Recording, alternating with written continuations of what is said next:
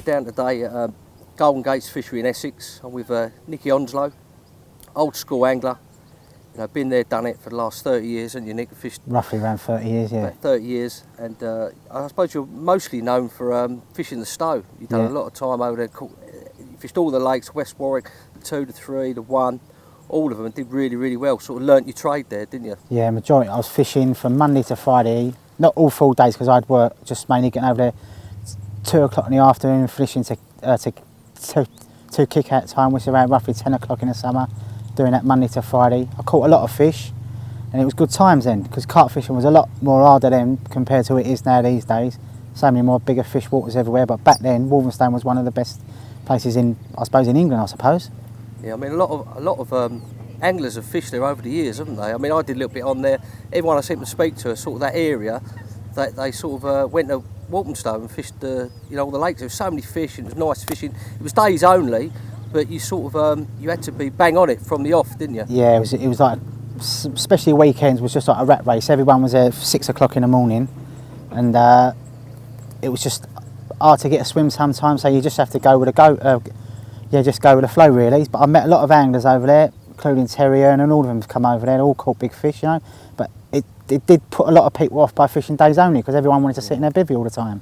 But I found it's one of them waters that you'd have to move around a lot. You'd follow the fish, they'd move around, and you could try different things. And then once you got onto something, like with the bait or like keeping things simple, you'd start having a few, wouldn't you? Oh, mate, most of my fishing would be location.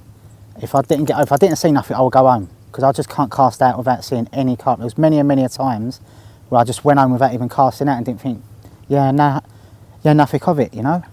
But it was one of them sort of waters where it was a big learning curve, wasn't it? Which put you in good stead, I found, to go into other waters, which were a little bit more difficult, and you needed to do a few different things, and that sort of give you a good ground in there, fishing when you was young and learning there, watching other good anglers on there as well, how they went about things and exchanging rigs and all that sort of stuff. Oh, without a doubt. I met a few guys over there who just hated sitting in bivvies, and it made them move. Days only does make you move a lot more.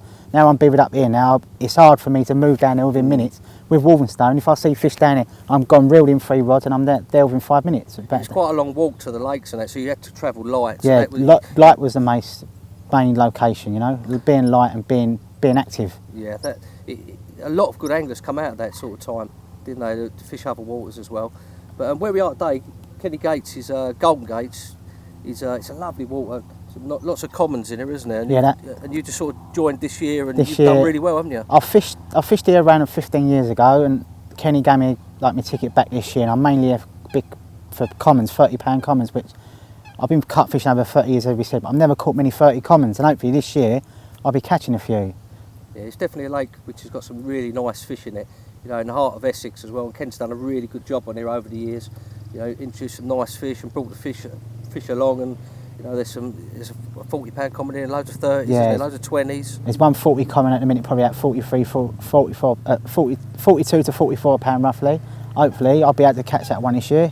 But there is a lot of other nice backup fish. I'm not fishing for just one fish only. It's nice to have a chance every time you come down to get a bite, isn't it? Because bar fishing is only Saturday night, so I've got to fish a water where I know I can get and I've been down roughly last 5-6 Saturday nights on a spin, and I've always been on fish, and I've caught enough every time, luckily enough.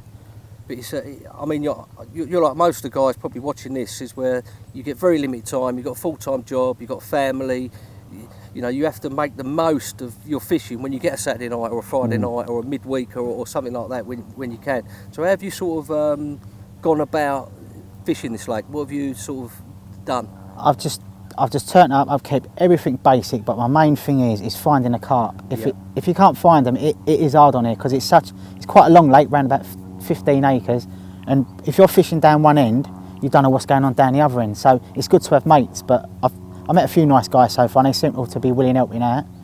And it does seem, looking at it, from what you're saying, where you just got to find the carp. It's the main thing, isn't it? You've got to find them. Yeah. And I suppose like fishing places like Walthamstow, you've got to move and look, and you've got to be on the fish. Otherwise, you might be wasting your time. Yeah. This is a sort of the same. It stood you in good stead, isn't it?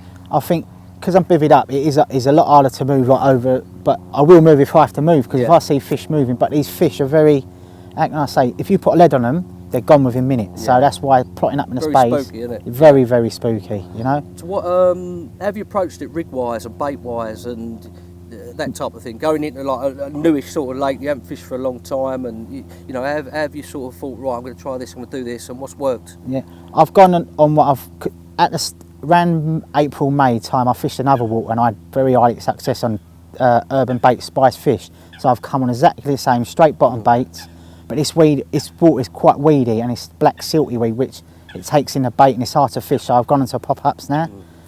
So you've really sort of thought about your fishing, haven't you? Yeah, I've come on here. Adapted to what you're doing and used a few different, you know, like you said to me earlier, that you like a bottom bait, which a lot of people now just fish pop-ups, don't they? You like a bottom bait and fishing that type of way, but you've had to adjust a little bit because of the weed and that type of thing. I come on here straight away, my first couple of sessions where I found I was reeling in the baits were smelling of the weed. I think I've got to use pop-ups now to overcome that. It's still the same, but I've started getting bites now compared to on bottom baits. Unless I'm fishing against the island up there, which is quite short in fishing. The bottom's a lot clearer than down in the open water end. We've seen quite a few fish milling about, fizzing up and all that type of thing, haven't we, today? Since I've only been here about an hour or so, and it's a real nice place, and you're sort of right close to where the fish are, and we're in this little corner, and fishing, like you say, like bits of weed about and all that, and the old pop-ups in the weedy water I've found work really basic, well. I'm using a multi-rig at the minute, which has caught me a few fish. But I must admit that the bottom is very, very blacky silty, you know, which is, especially if I'm using a bright white pop-up, they are coming in like a little bit with the silt in it and they sort of overpower the smell of the bait. So I've been glugging my little baits as well, which has been helping out. What have you been glugging them with? Just a spicy, red spicy dip glug, yeah.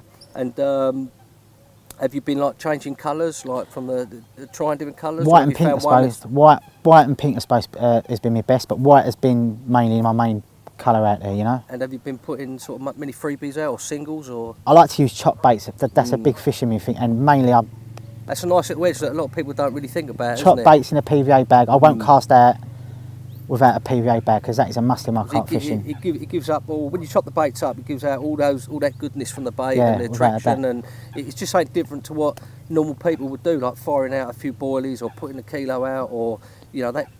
It seems like you really thought about it. I won't cast out without a PVA bag now, without a doubt. I think that, especially chop baits, is an edge. And like soon, I think once it gets a bit like the autumn comes, I'm going to be spodding out chop baits. At the minute, I'm just using full round baits over my area. Well, there's a nice little edge there. Is the chop baits? I think. Oh, chop baits are a must. I will not chop baits in a PVA bag. Is it? I suppose it's just so different to what they're normally looking at seeing. It's something a little bit they're going to go, oh, that's different. Yeah, you know, it's not danger, is it? Instead of seeing big round balls everywhere, I find out that chop baits is a must, you know.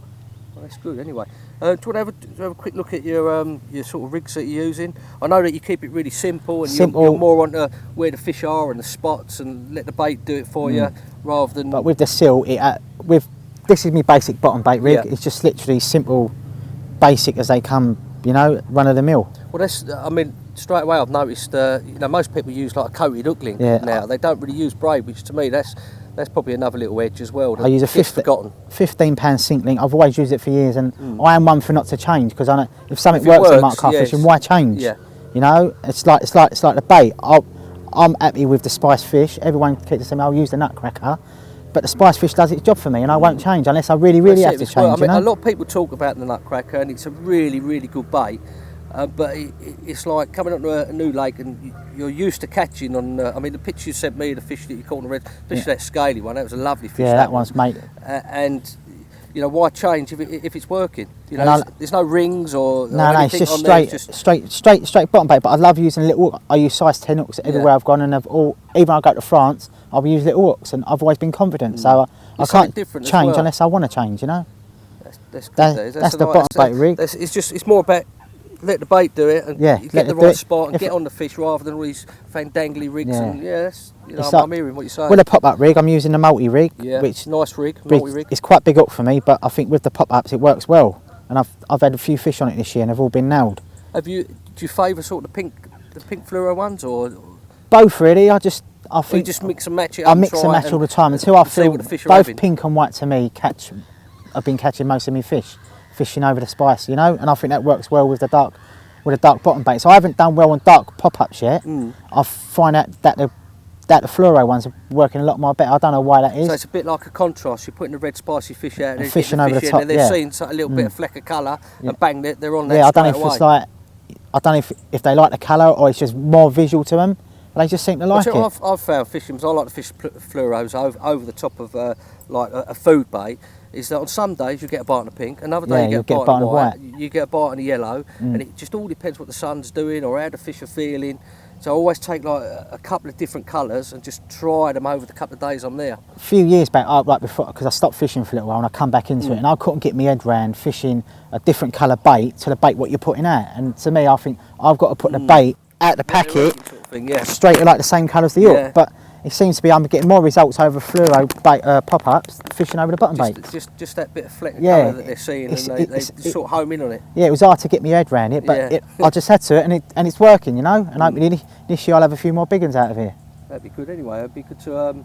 Well, thanks for catching up with us and giving us a little insight in how you're using the urban baits, bits and pieces and that, and the new lake you're fishing. And it's nice to see that you're keeping it nice and simple. Yeah. And you're not complicating things. You're using different type of rig material than what I normally see or use myself. Yeah. You know, different size of hooks, and you know, you're mainly sort of concentrating on where you're fishing, the spots where you find the fish, which is like, you know, that should be everything really, isn't it? You know, there's no point putting out your rig and there's no fish there. As I say, I don't like changing things unless if I see other anglers catching more than me, then I might think about it. But everywhere I've gone over the 30 years, I've fished quite a few big fish waters, had some big fish over this country, and I've always gone with the same approach, and it's always worked for me. Yeah, just you know? keep it simple and find the fish. And simple is a must in my carp fishing, you know, especially for the time I've got now. I know it works, and I will carry on until it's confidence, isn't it? It's change, confidence in what you're doing.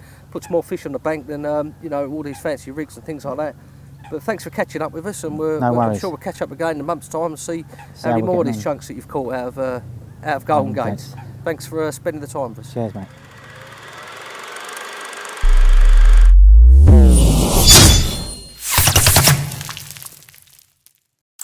What you call it? Urban.